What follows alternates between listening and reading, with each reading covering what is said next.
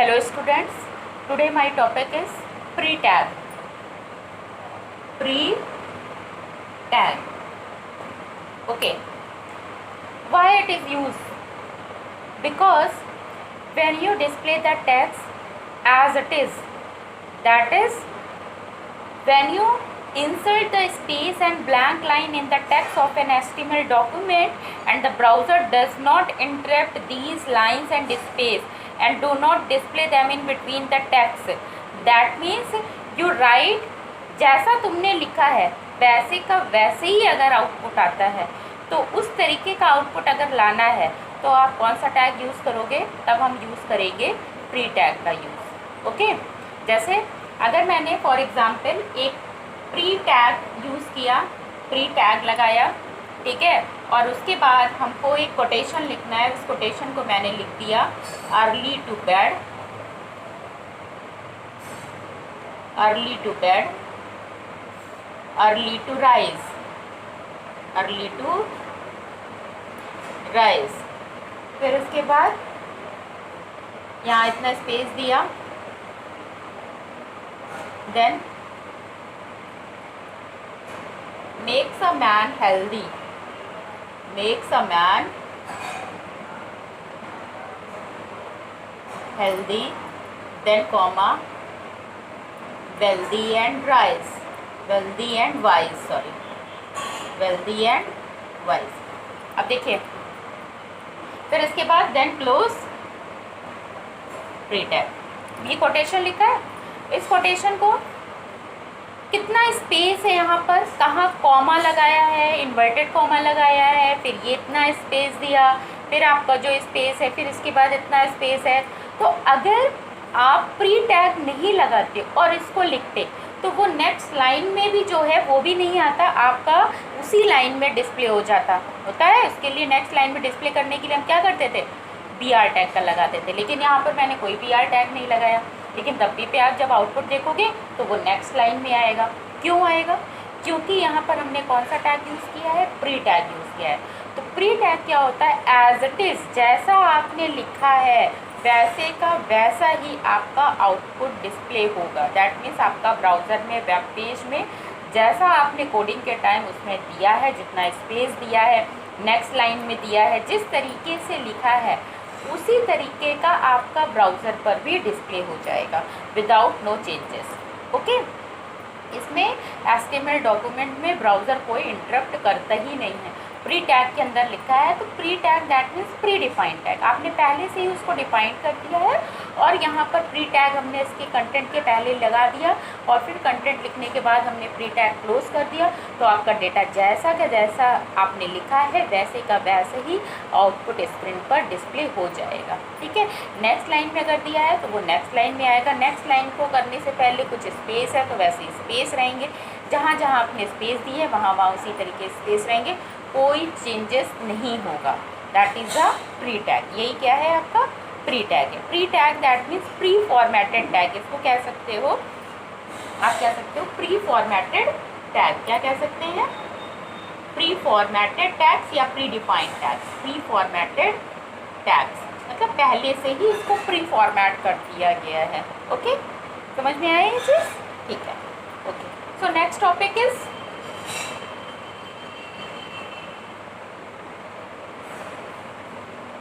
Next topic आपका एक है छोटा सा था सेंटर टैग.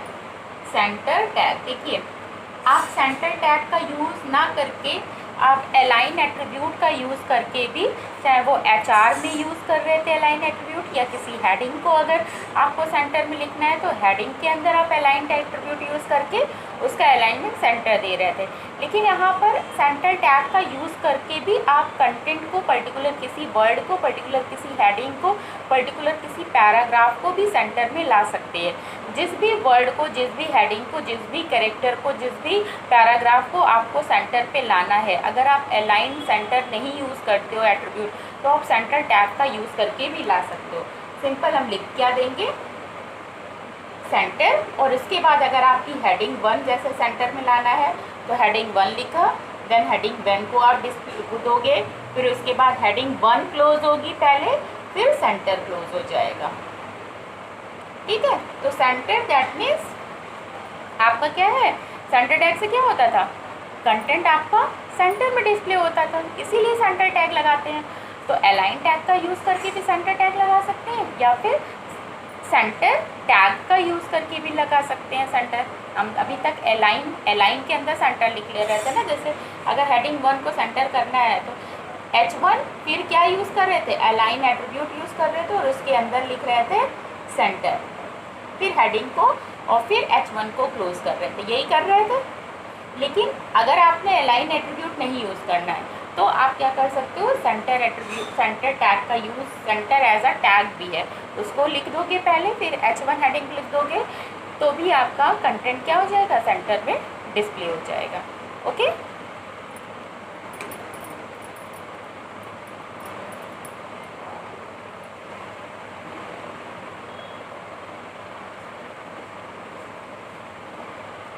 अब एक टैग आता है जिससे टैग का नाम है base font tag. Base font tag, बहुत ध्यान से सुनिएगा, base font tag very important tag. ये डिफरेंस आता है, what is the difference between font tag and base font tag.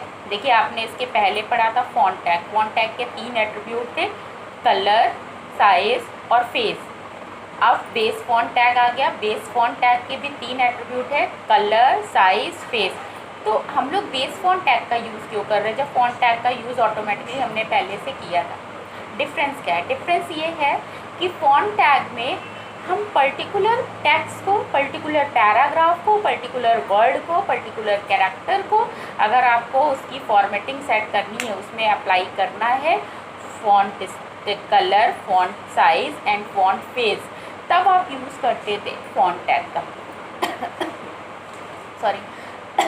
लेकिन बेस फॉन्ट टैग में क्या होता है, बेस फॉन्ट टैग में हम पर्टिकुलर वर्ड, कैरेक्टर, पैराग्राफ या पर यूज़ नहीं करते हैं। ये आपका जब भी बेस फॉन्ट टैग लगाओगे तो बेस फॉन्ट टैग हमेशा एक ही बार लगाते हैं अपने वेब पेज के अंदर, और ये अप्लाई होता है पूरे वेब पेज के कंटेंट पर एक साथ। दैट मीन्स पर्टिकुलर, जैसे अगर हम फॉर एग्जांपल फॉन्ट टैग का यूज़ किया तो यहाँ पर जैसे मैंने पैराग्राफ 1 लिया, ये एक पैराग्राफ है, ठीक है, ये दूसरा पैराग्राफ है, ये तीसरा पैराग्राफ है, ठीक। इस पैराग्राफ का कलर जो देना है वो रेड देना है, इस पैराग्राफ का कलर देना है ऑरेंज, इस पैराग्राफ का कलर देना है ग्रीन, अलग अलग कलर है।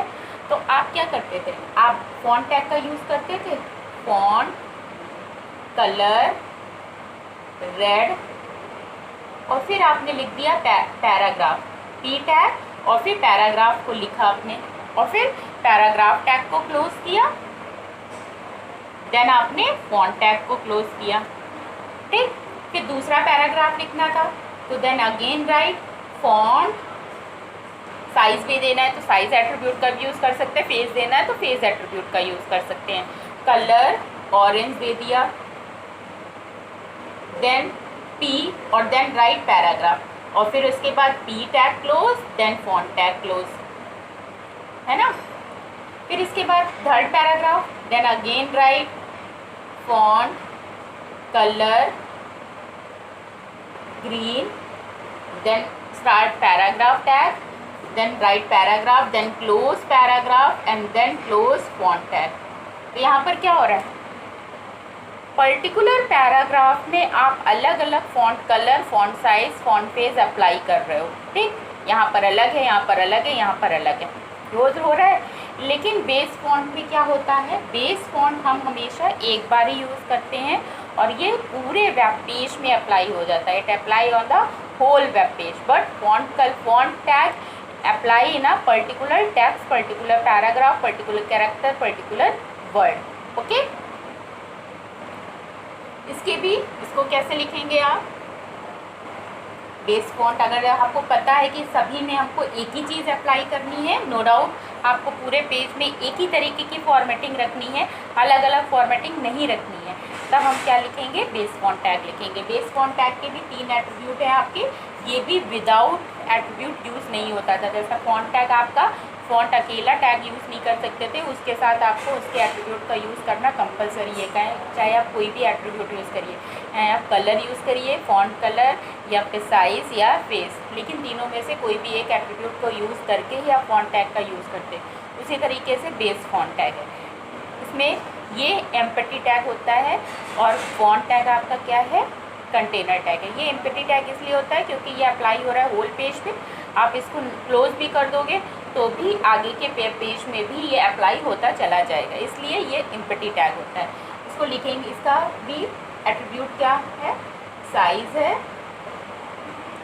कलर है और फेस है। ये तीन एट्रीब्यूट है जो कि हमारे फॉन्ट टैग के वही एट्रीब्यूट इसके भी है, but it apply on the whole web page and font tag apply on the particular text, paragraph and word. Okay, लिखेंगे कैसे example, base font without space, space नहीं लगाएंगे, बेस फॉन्ट, देन साइज आपने दे दिया 4, colour दे दोगे red और face हमने दे दिया एरियल ब्लैक या कोई भी दे सकते हो। ओके, फिर देन राइट योर कंटेंट। ठीक, तो ये क्या होगा, ये क्या होगा आपका डिस्प्ले हो जाएगा, जो भी कंटेंट आएगा उसका साइज 4 रहेगा, कलर रेड रहेगा और फेस क्या रहेगा, एरियल ब्लैक रहेगा। ओके, यस, ठीक। नेक्स्ट टॉपिक है कमेंट टैग। नेक्स्ट टॉपिक आपका क्या है, कमेंट टैग।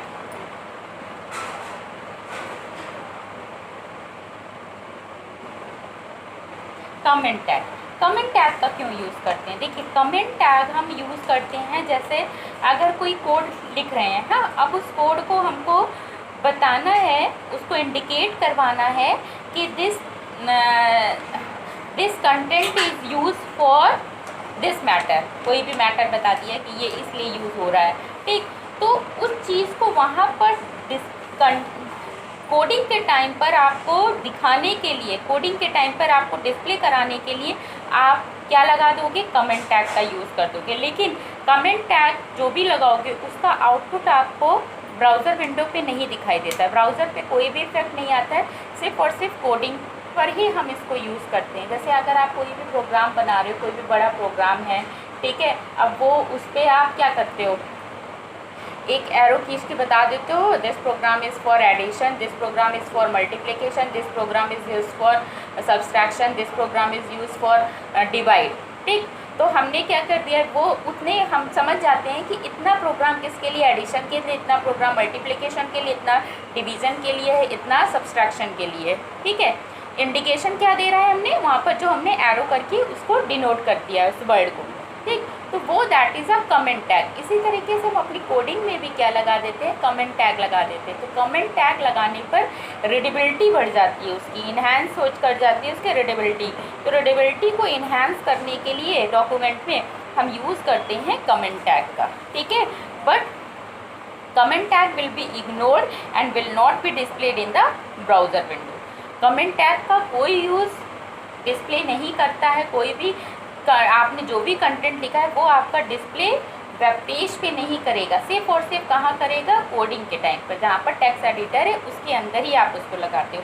और उसका लगाने का तरीका क्या होता है, जब भी हम लगाते हैं कमेंट टैग को, तो कमेंट टैग लगाने का जो सिंटैक्स होता है वो सिंटैक्स आपका ये है। सिंटैक्स क्या है, सबसे पहले मार्क लगाएंगे, exclamation mark, then dash dash, और फिर यहाँ पर जो भी आपको कमेंट लिखना है, राइट कमेंट, जो भी आपको कमेंट चाहिए वो कमेंट को लिखोगे, ओके। और फिर डैश डैश और फिर एरो, एंगुलर ब्रैकेट। ये आपका सिंटैक्स होता है। जब भी जहाँ पर भी कमेंट लगाना है, जिस चीज़ को भी कमेंट में रखना है, तो उस कमेंट लगाने से पहले आप इतनी चीज़ दे दोगे तो ये सिर्फ मार्क करेगा। जैसे आपने यहाँ ये लिखा, ठीक है, ये लगा दिया, अब इसके बाद अपना जो भी कोड है उसको लिख रहे हो, फिर दूसरा कमेंट लगा दिया, ठीक है, फिर कमेंट लगाने के बाद देन अगेन राइट कोड, अपना जो भी कोड है उसको लिख। तो जब आप कोडिंग खोलोगे तो उसमें ये कमेंट टैग ये बताएगा कि ये कोड किस लिए यूज़ हो रहा है, ये कोड किस लिए यूज़ हो रहा है, लेकिन इसका जो आउटपुट में कोई इफ़ेक्ट नहीं पड़ेगा। ठीक है, ब्राउज़र पे विंडो पर ये कमेंट टैग नहीं प्रिंट होगा, कुछ भी नहीं आएगा, सिर्फ आपका कोड का जो आउटपुट है वही आएगा।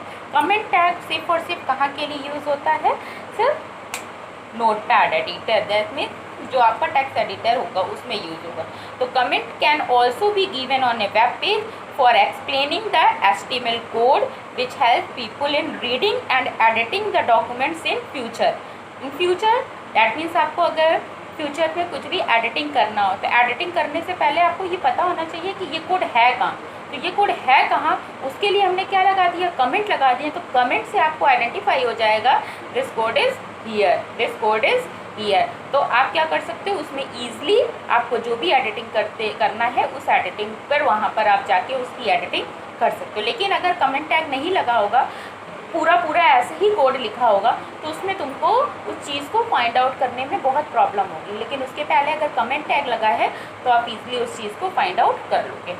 ओके क्लास, देखिए आपका जो आपकी बुक चल रही है, ब्लूप्रिंट की बुक है कंप्यूटर एप्लीकेशन की, उस कंप्यूटर एप्लीकेशन की बुक में ब्लूप्रिंट की जो बुक है आपकी पब्लिकेशन, उसमें 3rd chapter basic HTML elements, ये इंट्रोडक्शन ऑफ HTML का आपका 3rd चैप्टर है। इंट्रोडक्शन ऑफ HTML एक यूनिट है, उस यूनिट के अंदर आपका ये 3rd चैप्टर, वो चैप्टर आज आपका फिनिश हो गया है। ठीक है, और बच्चों जितनी भी चीज़ें मैंने नोट्स में दी हैं आप लोगों को, वो सारी चीज़ें आपको कॉपी में करनी है। ठीक, वो कॉपी में आप लोगों को करना है, वो नोट्स के फॉर्म में ही आपका पूरा तैयार होगा। अब आप 9th में नहीं हो, अब आप 10th में हो, तो 10th में आप लोगों को हम क्वेश्चन आंसर नहीं कि पीछे बुक चैप्टर एक्सप्लेन कर दिया फिर उसके पीछे क्वेश्चन आंसर है, उन क्वेश्चन आंसर को हम करा देंगे देन फिनिश हो गया आपका एक चैप्टर, नहीं।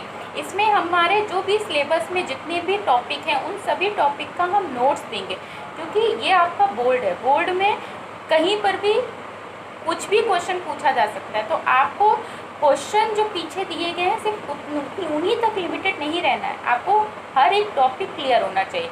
तो हर टॉपिक को क्लियर करने के लिए हम पर्टिकुलर हर टॉपिक को एक्सप्लेन कर रहे हैं और फिर उसका आपको नोट्स दे रहे हैं। तो वो नोट्स आप लोगों को कॉपी में लिखना है।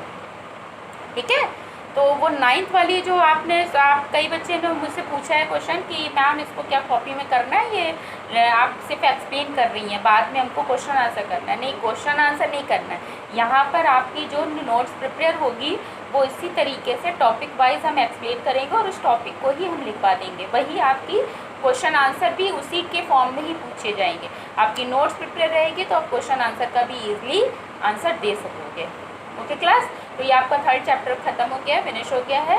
नेक्स्ट हम स्टार्ट करेंगे आपका 4th चैप्टर नेक्स्ट वीडियो में। इससे पहले हम आपको प्रैक्टिकल क्लास लेंगे, तो जितने भी हमने टैग्स बताए हैं 2 प्रैक्टिकल क्लास लेकर उन टैग्स को आपको एक प्रैक्टिकली क्लियर कर देंगे। तो आप उसके बारे में आप थ्योरी तो पढ़ ली है, प्रैक्टिकल एक बार कर लोगे तो चीज़ें और क्लियर हो जाएंगी और फिर आप लोग प्रैक्टिस भी करिएगा घर पर। Okay class, thank you.